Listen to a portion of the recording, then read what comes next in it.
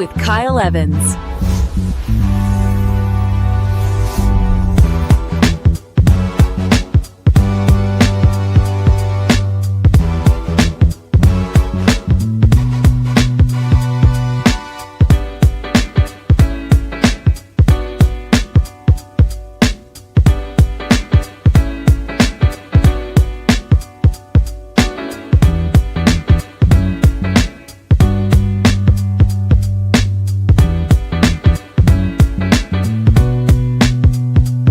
Grow with Kyle Evans.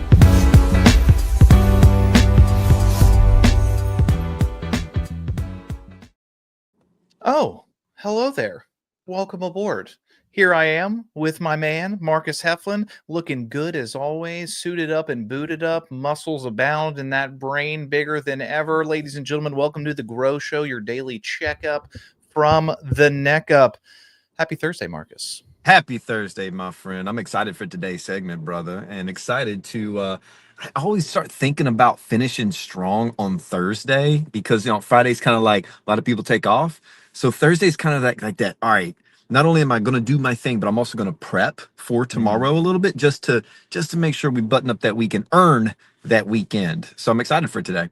That's a great point, man. I didn't think about it like that. It's Thursday's pre-Friday. It is. Yeah. But Friday Eve, some may say. Some may. I don't know who they are, but they might. There's two people.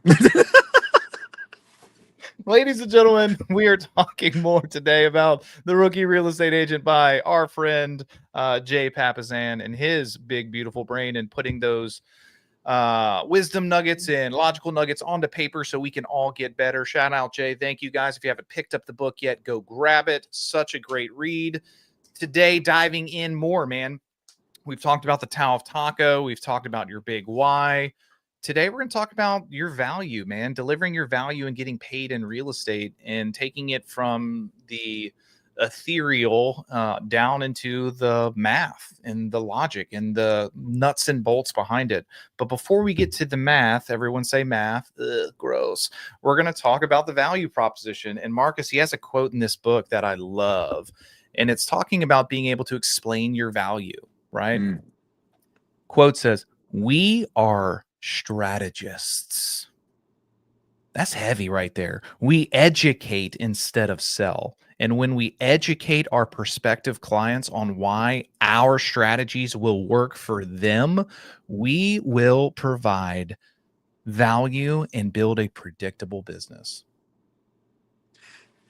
So when I hear that, my head goes a different direction than some other people's heads might.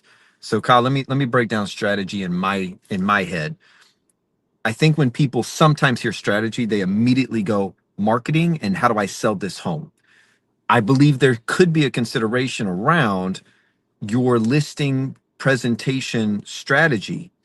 Could be how do I differentiate my knowledge compared to other agents who are going to show up? And we were talking about macroeconomics in a session that we did this past week in our market center. And people were raising their hands, not really sure how to do that. And yet when you educate people on the big picture and then go hyper local, our buddy Jason Huck actually posted something here lately that says it's such a unique market because usually it's like buyer heavy or seller heavy. And yet we can't tell a story nationwide anymore. We have to really go to our local lowdown, and you've got to have, your true tone on that market. So are we talking like CNN or Fox or somebody, or are we talking like the local economist? And I think that's a strategy that might be falling short in some markets to help you really capture not only the client, but also the price that will get the job done at the end of the day. And like all that you're talking about through all that is exactly what they said right there, is educating your clients. Guys, That's how it. many times are we going in there and spraying and praying and selling and telling instead of just slowing down, meeting people where they're at and educating them? Guys, when education is high, it means knowledge is high. When knowledge is high, decision making is easier. Slow down. Stop selling you people. Be the educator. That is a great unique value proposition. Going into unique value propositions and UVPs, he has a great story in here, Marcus, and you're going to love this. It says it's hard to believe, but at one point in time, ordering a lobster at a restaurant would turn heads. Not because it was an expensive, wonderful dish, like, ooh, who's ordering the lobster? But because it was considered a poverty food. Wow. People that were destitute ate it in desperate times. It was thought it was better to toss in the trash than put in your mouth. Wow. Lobster. My wife would disagree, and my budget would love that to come back into life as she loves a lobster roll, right? Wow. Ew, crazy. But here's the wild thing. What happened to lobster? Unique value proposition and marketing, right? It said at some point, um, trains started getting super popular. And with that, all the people on there, they had to figure out how to feed people on long trains. And so canned food came into play. And they realized that they could put lobster into cans cheaply and it would preserve well. And then they could sell it or give it to people very easily. And the people who weren't familiar with it, people not in coastal cities, were like, oh, this is nice. This is new and it tastes okay. And so, therefore, started this whole new movement of lobster to where we see it now as, oh, hey, dude, you want a $30, $40 lobster tail? Let's go. And 100 years ago, 80 years ago, people were throwing it in the trash. It's crazy. It's crazy how a reframe or a repackaging or a relook at a different strategy can change everything about the value.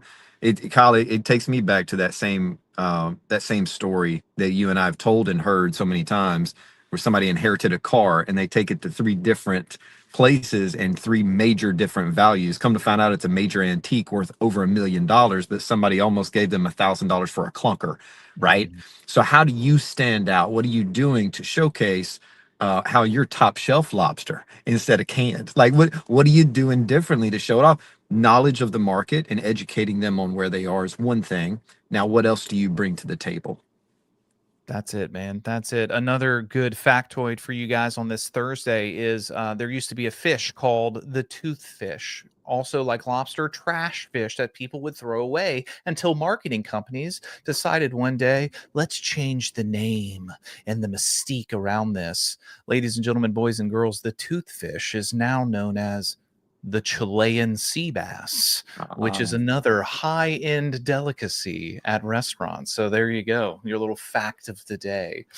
Marcus, the value proposition is great, and it's awesome to be able to share and give that value to people and convince them or educate them to work with you. And yet, if we don't have a clear picture on how many of those we need, how many clients we need to hit our life by design number, we're going to be just kind of aiming in the wind, not really hitting what we need. So, Jay, in his infinite wisdom, moves past the value proposition and talks about the path of money when it comes to a real estate transaction. And I've got this up here for you, and we're going to walk through this together. I love what he did here, Marcus. You've been with KW, you're educated on the models and the systems forever. We've been going off of the millionaire real estate model, 30, 30, 40, right? 40% profit, 30% cost of sales, 30% operating expenses is best practices. However, for people who don't have a large team or maybe any team at all, or just getting into real estate, he updated it with what he calls the rookie budget model, good. which is 20, 20, 60.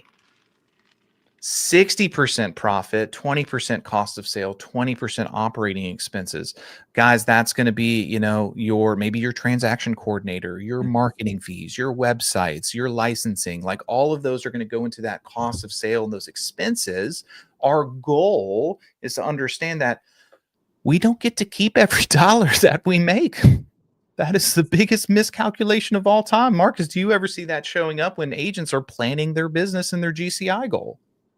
I think a lot of people plan their business off emotions and wants and marketing that they've seen versus an actual budget model. And that's not a shot, guys. That's a harsh reality, because what we also see from time to time as coaches around the country is a really talented human being getting out or stressing well higher than they need to because of a misstep or a miscalculation, and not even a miscalculation, an omission of calculation on something they invest in their company. Let's talk about $100,000 for just a second, and then take in everything. There it is, and then take in, Kyle. You may want to zoom in just a little bit on the screen when we get there. But if you're talking about 100K, that's $20,000 cost of sale. Okay, that's $20,000 of potential marketing out there if you do the 2020 model, right? So my question is, are we really bought in on $4,000 for bought leads and $1,500 for your picture to be on a billboard, and we haven't quite hit 12 sales yet? Like, I just got questions on that. We are not in a business where it you have to spend money to make money. That's not it. You can lead with profit and then earn the right to reinvest, and I think a lot of people miss that. Dude, spot on, man. Spot on. Ladies, gentlemen, boys, and girls, if I had $1 for any time that someone in the business or getting in the business told me that they want to make six figures, I would have six figures, right? Yes, Like that's yes. that's it. So that's kind of what we went here with, understanding that most people may not have a team or big businesses, like big people businesses yet. We just took 100K net income and we're going to run it through this idea of the rookie budget model. So the goal is to make 100K. Where agents go wrong sometimes is they think that means they need to make 100K in GCI. En contraire, mon Mon frere, frere. we have operating expenses at 20%. We have cost of sale at 20%. That means we really actually have to make $166,000 in GCI to get that 100K. That's a lot different. That's a lot different because sometimes, ladies and gentlemen, we look at it and we're like, yo, okay, I want to make 100K. That means I probably just need to make 115. No, sir. No, sir. No. And you know what? And Kyle, you've seen this. You've seen this look. All right. I'm gonna give you the look. Somebody comes up to us, and this is not a shot, guys. This is just providing clarity. Somebody comes running up to us. I want to make $100,000 this year. And our easy follow-up question: do you mean gross or net?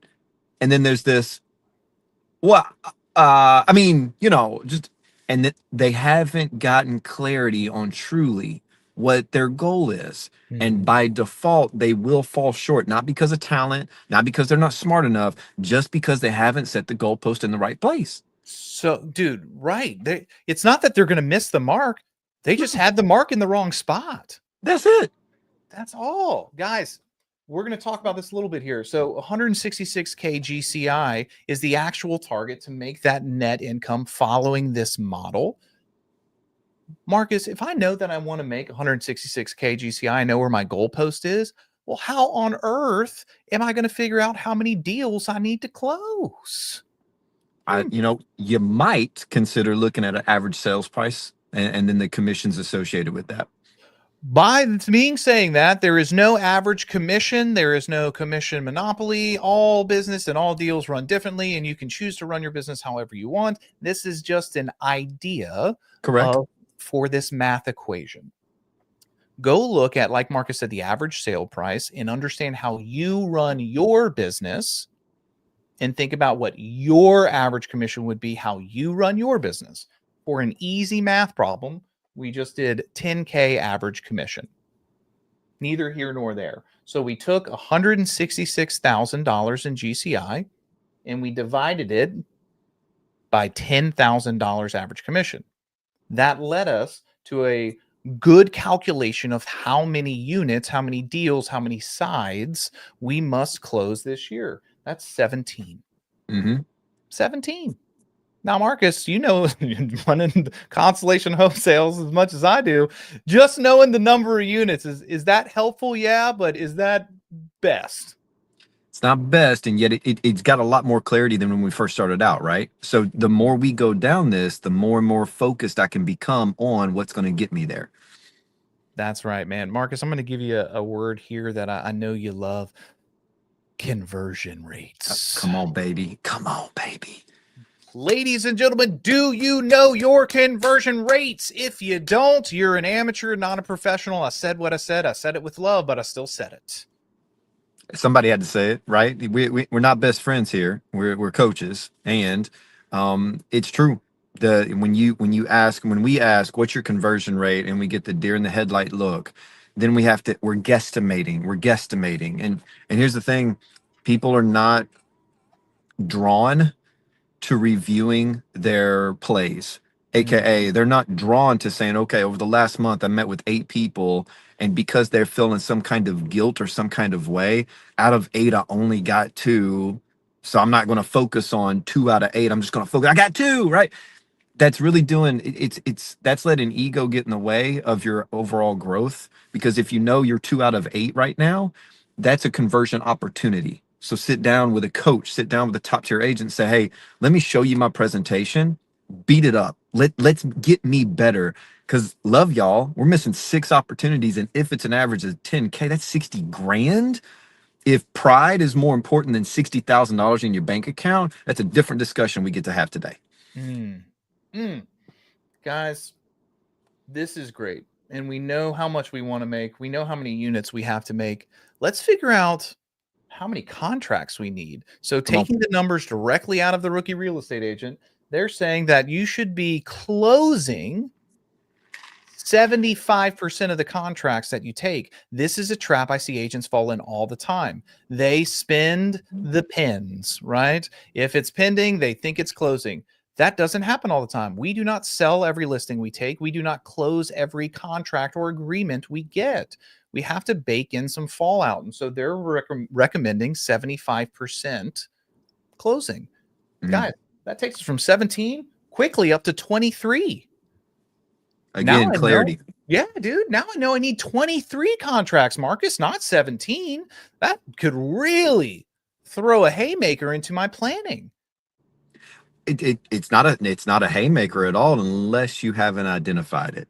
If you Mm, know about it, your plan is sound, and actually it's going to be really easy once you get here, because now it's 23 deals. Okay, first let's backtrack for just a second. I want to make 100 grand. Hmm, do you? Gross net. Oh, da, da, da. Right. And then we get clear. Okay, so what's 100 grand mean? Now it's 17 deals. Got it. What's 17 deals mean? Well, that means I need 23 opportunities. Okay, you see how we're just peeling back an onion layer by layer. Jay's doing an eloquent job. Kyle, keep it rolling, man, because I think we can get even more detailed. dude, we can absolutely get more detailed, Marcus. We want to understand not just how many agreements we have to have, we want to understand how many appointments we Yeah. need to go on to get those agreements, the leading indicators that are giving us our lagging results here. So, again, they say 75% best practices here. I know that of every appointment I go on, I'm not going to get them all. You're just not. People are not all going to work with you. And I got news for you, ladies and gentlemen. If you're taking 100% of your appointments, you're not going on enough appointments. Thank you. Yes, sir. I would much rather you, and I know Marcus would too. We would rather you take 75% of 10 appointments as opposed to 100% of 4. Yeah. And if I hear a lot of people as well, well, my business is 98% referral, and I go on appointments and I close them all the time. Great. Where's another business or lead source that you could implement, whether you do it or not? Bring an agent on to run the play on FISBOs and expireds and see what get you a 30% conversion in a different pillar of your business while you enjoy 98% over here. That's still massive growth, That's right? it. So it's all ever growing. Keep going, Bubba. So we take the 23 agreements or 23 contracts, and then we divide that by 75%, best practices. That tells us that we need to go on 31 appointments. In this scenario, ladies and gentlemen, you would only have to go on 31 appointments following best practices to net $100,000 income. My question to you, number one, do you have clarity on your business? And number two, when you get this clear, what are you going to do with the rest of your time, man? Because 31 appointments, that's less than an appointment a week, and you're cruising on to 6-figure land.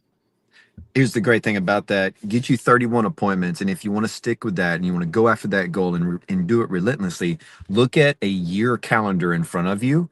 Go ahead and mark out all the vacation weeks. Go ahead and mark out all the holidays. Go ahead and mark out all that stuff, because you're going to start at 52 weeks, and I guarantee you're going to go down to like 45, 47 range, right? And then all of a sudden you get very clear throughout the entire year. that says, hey, if I've made an appointment this week, I've done my job and I can feel great about that. Whereas if you don't have clarity on that and you're only looking at your income or your bank account and not the actual big vision of this, you may go a week and have one appointment and feel like, man, I'm so behind. Or get two and be like, I'm such a boss. I can take 3 weeks up, right? Simply giving you clarity on what a successful week looks like versus a non-successful week, that alone will help you sleep better at night and let you grow into your business more. Boom shakalaka. Ladies and gentlemen, if you dig in this, if you're realizing there's a gap, one easy recommendation, pick up the Rookie Real Estate Agent. Number two, we're getting into business planning clinic season. I can almost guarantee you there is going to be a business planning clinic somewhere around wherever you are, like clockwork. October, November, they're popping up like weeds in a garden, man. Go get in that class. I know it's all day, but you will walk away with such clear just vision of what you need to accomplish in your business from whatever awesome instructor is delivering that class. Yes, sir. I couldn't agree more. That will help you speak like a CEO, not just another real estate agent down the street. That's right. I'll leave you guys with this. Marcus, here you go. It says, build your model along the way. During class one day when 20-something Gary Keller was being a bit of a know-it-all, his professor told him, you know, Gary, people have lived before you, and you might be wise to go study their lives as you're building your own. Let's go, people. We're proud of you. We're thankful for you. Go have you an amazing Thursday. We'll see you in the morning.